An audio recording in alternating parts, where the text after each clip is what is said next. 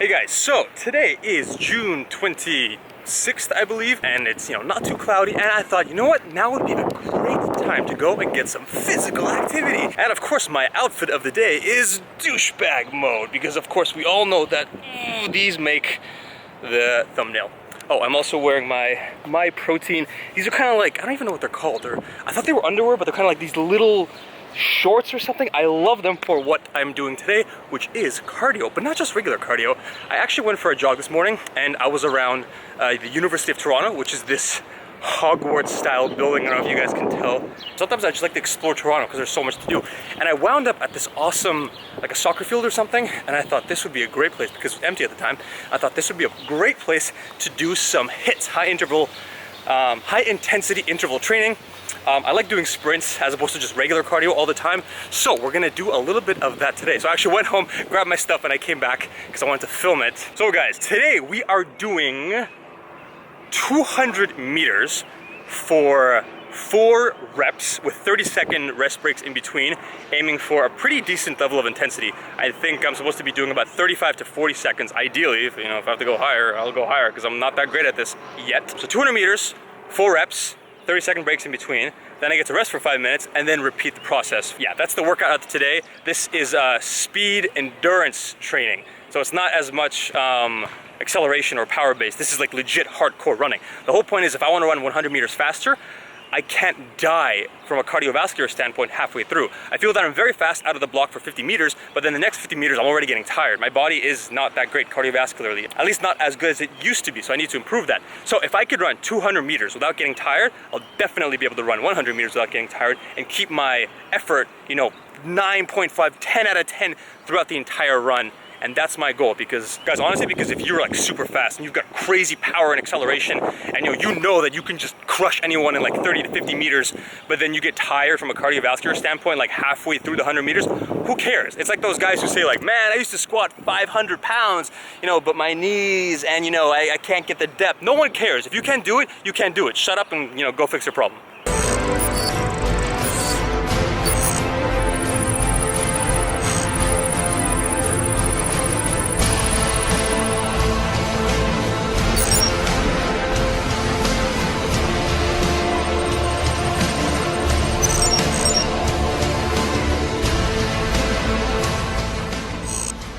I love doing cardio, but I don't like doing cardio like 95, 99% of bodybuilders do. They just get on the Stairmaster and they just, do it on the treadmill or do all this stuff where they don't care about anything else. They don't care about, like their performance. They don't care about their time. They just care about what is that number, that calories burnt.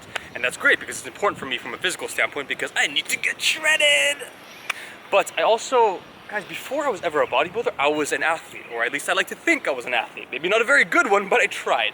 Back in high school, I played rugby, basketball, track and field, and I actually played volleyball on a very serious level.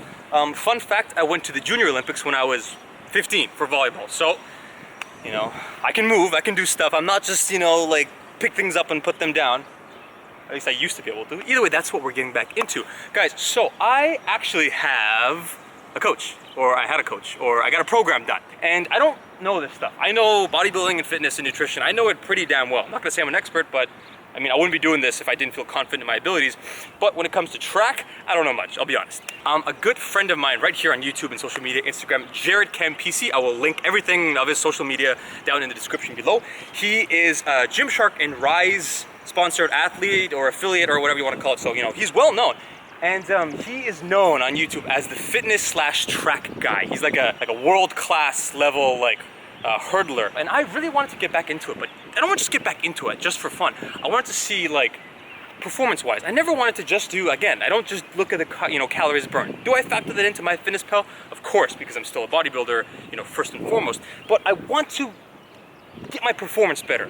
Don't just run. I like to go and say how fast can I run 5 kilometers, right? Back when I was in high school, I used to do 22 minutes. Can I do that now? If I can't, whatever, do 24 minutes. Next time, just progressive overload for bodybuilding, same concept. Can you do 23 and a half minutes? Do it? Great.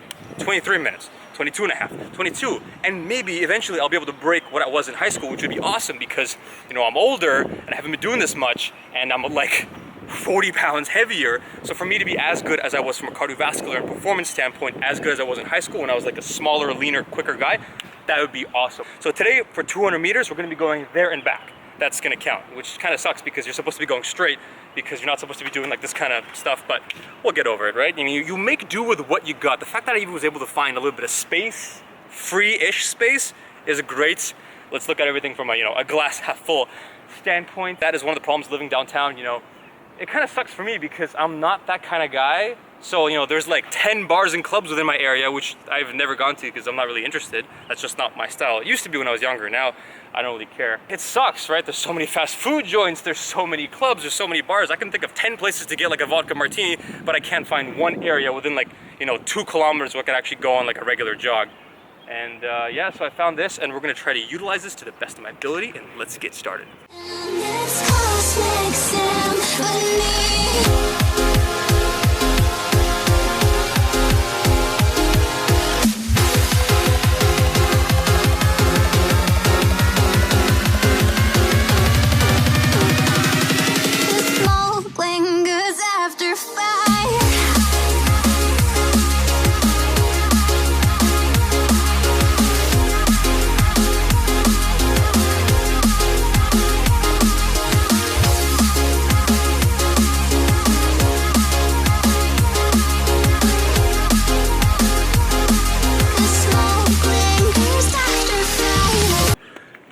Okay, so guys, I'm literally dying, but we're halfway there.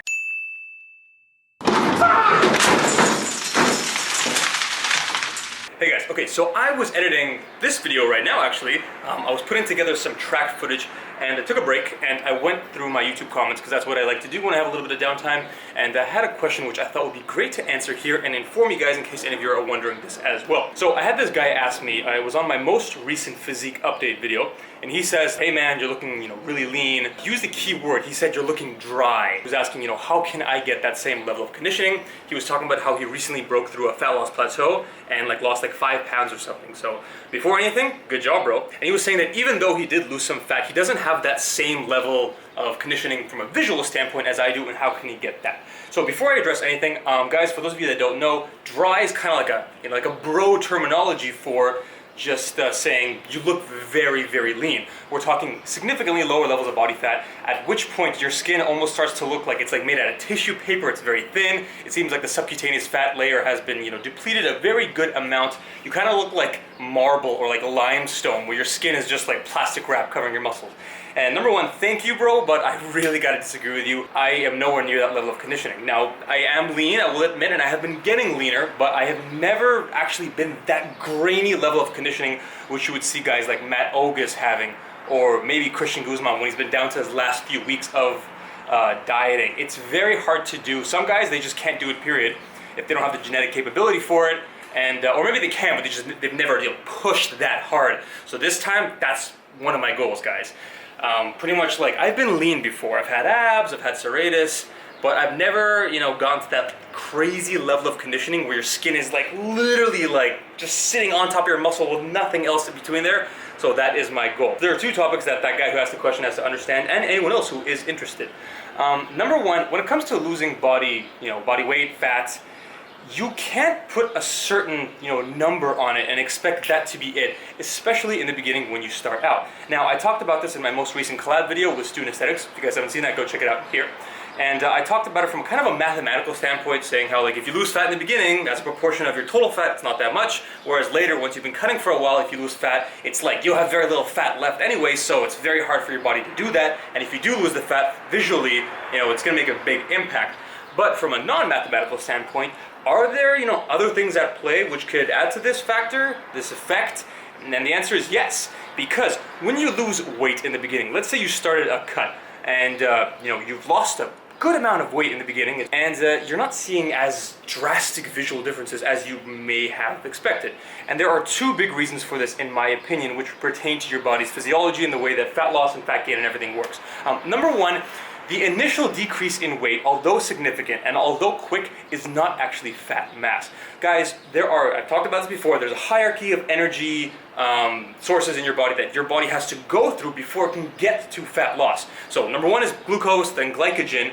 Both of them are carbohydrate sources, although glycogen is a little bit of a slower, long-term energy source. So your body has to burn through that before it could actually get to burning fat mass. So in the beginning, when you are depleting carbohydrates and or calories, whatever ratio of carbs, fat you want to do, your body is going to have to burn through that glycogen in the beginning. Now glycogen sits in your muscles, it sits in your liver, and it binds water very well. Since you're burning through that, your body's going to see a pretty sharp weight decrease in the beginning. That's not fat mass. Your body hasn't potentially even started burning fat, or if it has, it's just, like starting to like knock on the door of fat loss. So you may see, 4, 5, 6, 10 pounds of, decrease in weight, but in the beginning, that's just the combination of glycogen and water weight. So to answer that guy's question, good job, you completed step 1, which is depleting glycogen, which is depleting your first, carbohydrate source of energy. Now your body's gonna get into fat loss. So does it suck because you're not seeing fat loss immediately? Yeah, but before you can walk, you gotta learn how to crawl. So good job, bro, you are on the right track. Move on to step 2, which is burning fat. Not subcutaneous fat though, which leads me into the second thing I wanted to mention. Guys, this one's actually very different between men and women. So the women who are watching this, this doesn't really pertain to you, so I guess you could shut the video off. But wait, don't, because we've got shreds! Oh, it's too high. So guys, when we lose fat in the beginning, once we've started fat loss, we actually don't lose subcutaneous fat first, we lose visceral fat. So there are 2 different kinds of fats around your body. There's the common fat that we all know and talk about, which is subcutaneous fat, which is the layer of fat found between your skin and your muscles. This is the stuff that you want to deplete when you're doing a bodybuilding or men's physique or just cutting in general, because it's covering up your muscles and you want to deplete that. Once that goes away, you can start to see the definition, you can start to see separation, like the deltoids, the bicep, the tricep, everything's starting to become a little bit more pronounced and visible. We start seeing significant things such as muscle striations, or increased vascularity is a factor of this as well, because you have depleted subcutaneous body fat. Visceral fat it's still fat, but it's not the glory fat that some people think of. Pretty much it is the fat which is actually usually more so in your torso area, and it's actually found deep. That's why some people call it a deep fat, and it's found internally between your organs. It actually sits in between, it's like in all the crevices, the nooks and crannies between your kidneys, your stomach. So your body, when it's starting to kick into fat loss, is going to go through that first, which means that first you got to go through glycogen and water, so you're not losing any fat. And then you got to go through visceral fat, which you can lose it, but you're not going to see much of a difference anyway, because it's deep in there anyway. So your subcutaneous fat is only like step 3 in this list. Finally, once you've depleted glycogen, you've gotten your visceral fat down somewhat, then you'll start depleting subcutaneous body fat, which is why, guys, if you look at my physique update, between 205 pounds when I started and like 195 pounds when I was a couple weeks into my cut, there isn't that much visible drastic change in my body, because you have to go through all these things. Guys, this is why I've talked about this in the past. I'm not going to reiterate for the 100th time, but you lose 10 pounds, congratulations, no offense, but you probably didn't even notice the difference. You lose another 10 pounds and you're going to look better. You lose another 10 pounds, we're talking 30 pounds of fat loss, and you're going to look peeled and shredded. But you had to get to that. And the other thing I want to mention to that individual and to all of you guys is, you can't say just like, oh, I lost 5 pounds or 10 pounds or whatever, because it's a magnitude which it could mean nothing, right? You have to look at where you started and where you want to end up. And honestly, guys, I'll be honest, the harsh truth is everybody around you has very different perceptions of what is considered lean or fat or whatever. For example, I'll never forget, and this is embarrassing to admit, but whatever. I was watching an episode of The Bachelor last year with my girlfriend. And the guy's supposed to be, it's The Bachelor, right? He's supposed to be handsome and good looking and rich and yada, yada, yada. So he was, they're doing a pool party episode, and all the girls were like, oh my god, I am so excited to see Chris, that was the guy's name, Chris's shirt off. Like, oh my god, he's gonna have that 6-pack and those pecs and whatever. And then when it got to the episode, he took his shirt off and he was like 17% body fat dad bod with like maybe 2 abs barely visible at the bottom with like the perfect half natty lighting and everything.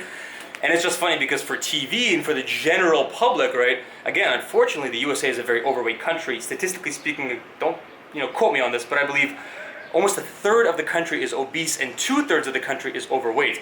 Meaning that if you're a regular dude, or if you're even a little bit lean with like 1 or 2 muscles barely visible, you're like, whoa, fitness model. Again, different perceptions. Now, when you get to younger people, people who are maybe a little bit more fit, you have to be able to get down to lower levels of conditioning. We're talking, 10, 13, 14% body fat. We're starting to see the abs to be considered lean. Things like vascularity start coming up. Walk on the street, ask normal people, they don't even know what the word vascularity even means. You get onto YouTube and Instagram and social media, and suddenly if you're like anything, over 10% body fat, it's not fat, but it's nowhere considered lean. You have to be like, 10% body fat and under to be considered like lean on social media because it's such a high standard.